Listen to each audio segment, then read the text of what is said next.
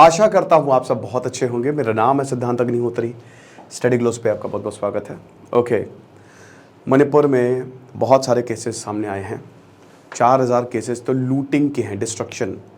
कल कांग्रेस ने जब पीएम मोदी ने बयान दिया, कल फाइनली पीएम मोदी ने बयान दिया, 10 मिनट भले ही उन्होंने बोला बट, और अमित शाह ने 2 घंटा इस पर डिस्कशन किया। तो पीएम मोदी का नो कॉन्फिडेंस मोशन आया और उसके बाद फिर बयान आया उनका कि हम मणिपुर के साथ हैं, अमन चैन कायम होना चाहिए। लेकिन दोस्तों, अब जो हो गया सो हो गया। बट मुझे ऐसा लगता है पर्सनली कि जो हो गया नहीं, जो होने वाला है उसको आप रोकिए। यहाँ सरकार की फेलियर है और मैं बिल्कुल इस बात पे एग्री करता हूँ कि बीरेन्द्र सिंह को तुरंत इस्तीफा देना चाहिए। इसका रीज़न मैं इसलिए बता रहा हूँ क्योंकि देखिए, मतलब जैसे पहले के ज़माने में इट्स नॉट अबाउट कि अगर कोई कांग्रेस का भी होता कोई ऐसी, तो उनको भी तुरंत इस्तीफा देना चाहिए। इंसानियत यही है कि अगर आप कोई चीज़ रोक नहीं पाए हैं तो नैतिकता के आधार पे इससे मॉरल हाई ग्राउंड आपका बहुत होता है। लेकिन यहाँ पे मणिपुर में जो घटना सामने आई है, ये अगेन ऐसी बहुत सारी घटनाएं हैं। स्पेशली जब शुरुआत में ये वायलेंस हुई 3 मई को, मुझे लगता है बस वेट कर रहे थे लोग और जैसे ही उनको मौका मिला एक दूसरे पे टूट पड़े।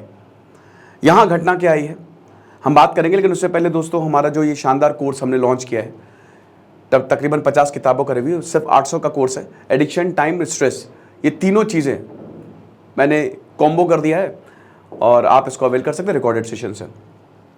तो यहाँ पे क्या है, यहाँ पे जो ये हैं ये बताती है। पहले तो अभी तक ये बड़ा मुश्किल से तो ये गई है एफआईआर, इन्होंने 0 एफआईआर हुई है। और 0 एफआईआर का मतलब ये कि जैसे ज्यूरिसडिक्शंस होते हैं थानों के, ठीक है, जैसे एक पर्टिकुलर एरिया में अगर कोई क्राइम हुआ है तो उसी एरिया के ही थाने में आप एफआईआर दर्ज कराएंगे। दूसरा, आपने मूवी में देखा होगा, अरे ये हमारे अंदर थाना नहीं आता। दूसरा, 0 एफआईआर की कहीं पे भी एफआईआर हो जाए, ठीक है, कोई टेंशन नहीं है, कहीं पे भी एफआईआर जो है वो करवा दो किसी भी थाने में।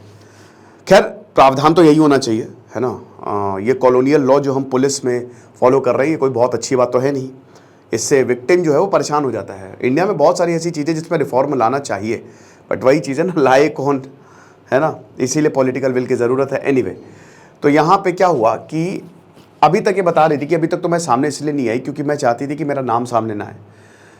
मैं कई बार बताता हूँ कि रेप के ज़्यादातर केसेस सामने नहीं आते। क्यों? क्योंकि अगर रेप के केसेस सामने आए तो आइडेंटिटी रिवील हो गई, तो उससे समाज एक तो बहिष्कार कर देता है, पति है वो छोड़ देगा, परिवार छोड़ देगा। तो इसीलिए बोला कि मैं डिग्निटी और ऑनर ऑफ द फैमिली को बचाना चाह रही थी। ठीक है, कमाल की बात है, जो रेप करते हैं उनको डर नहीं है, जो जिनका रेप हो रहा है उनको डर है। अजीब व गरीब बात है ना, गजब विडंबना है। तो यहाँ पे ये बताती हैं कि जब 3 मई को हमने ये देखा कि एकदम से हमला हुआ, एफआईआर में ये बातें हैं, इनका नाम चेंज है ताकि आइडेंटिटी रिवील ना हो, अच्छी बात है। और आपको बता दूं कि जो ज्यूरिसडिक्शन है वो चूरचंदपुर में है, ठीक है, ये वहीं पे बिष्णुपुर जा रही थी ये। तो ये बता रही हैं कि जब एकदम से हमला करना शुरू किया तो मैं और मेरी जो सिस्टर इन लॉ है, हम भागे और हमारे 3 बच्चे, 2 तो इन्फेंट थे, एक को मैंने हाथ से पकड़ा, एक को मैंने पीछे टांगा और मेरी सिस्टर इन लॉ ने भी एक बच्चे को पीछे टांगा। तो हम लोग भाग रहे थे, आधा किलोमीटर हम लोग भागे और उसके बाद फिर मैं गिर गई, ठीक है, क्योंकि रुकना नहीं था, रुके तो खेल खत्म। तो फिर मैं गिर गई और उसके बाद फिर वो आगे चली गई, तो वो आई मदद करने। लेकिन उसके बाद जब वहाँ से मिसक्रिएंट्स आए, ठीक है, कुछ गैंग के लोग आए, 4-5 लोग थे, उन्होंने मुझे सेक्सुअली असॉल्ट करना शुरू कर दिया, वर्बली अब्यूज करना शुरू कर दिया, है ना। और मैंने रेजिस्ट करने की कोशिश की, लड़ने की कोशिश की, और भी लोग आ गए, भीड़, थोड़ी बहुत भीड़ जुट गई और उन्होंने मेरे साथ मतलब बहुत गलत व्यवहार किया। कुछ नहीं था वहाँ पे, सिर्फ मेरी चीखें थी और मेरी रोने की आवाज़ें थी। फिर मैं बेहोश हो गई और जब मैं उठी तो एक घर में थी जहाँ पे लोगों ने मुझे सराउंड करके रखा हुआ था और आई वॉज गैंग रेप्ड। तो ये हिसाब किताब था। फिर जब मैं बाहर आई वहाँ से तो मुझे जीने की इच्छा नहीं हुई, मुझे लगा कि मैं मर जाऊँ। इसीलिए मैंने कंप्लेन भी नहीं की क्योंकि मैं उस स्टेट ऑफ माइंड में ही नहीं थी। मैं भयानक डिप्रेशन में हूँ और कई बार ऐसा भी ख्याल आया कि मैं अपनी जान दे दूँ। लेकिन 8 अगस्त को फिर ये मतलब अभी पिछले हफ्ते यहाँ पे हिम्मत हुई और उसके बाद फिर मैंने ये रिपोर्ट जो है वो दर्ज कराई है। अब बहुत सारी धाराएं जो हैं वो लगाई गई है, जो जिसने भी ये काम किया है उसको सख्त से सख्त सज़ा भयानक सज़ा मिलनी चाहिए। सख्त से सख्त क्या, मेरा तो एक ही भाई मानना है कि जिसने जो किया है उसको वैसी ही सज़ा दो, है ना। तुमको पता तो चले दर्द होता क्या है। ठीक है तुम तो करके निकल गए, लेकिन तुमको भी पता चलना चाहिए, तब एहसास होता है। तो यही हिसाब किताब है। तो अब इसके बाद ये FIR हुई है और अब गिरफ्तारी होगी इन्वेस्टिगेशन के बाद।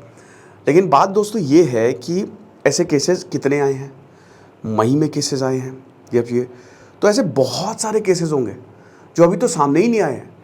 एक वीडियो आया था अभी, आपको याद ही है, जब पूरे देश में बवाल हुआ था और इसी पे ही कि कब प्रधानमंत्री चुप्पी तोड़ेंगे, कुछ तो बोले, उसी पे ही बहुत ज़्यादा बवाल हुआ था पूरे देश में कि अब ऐसा नहीं होना चाहिए, ऐसा नहीं होना चाहिए।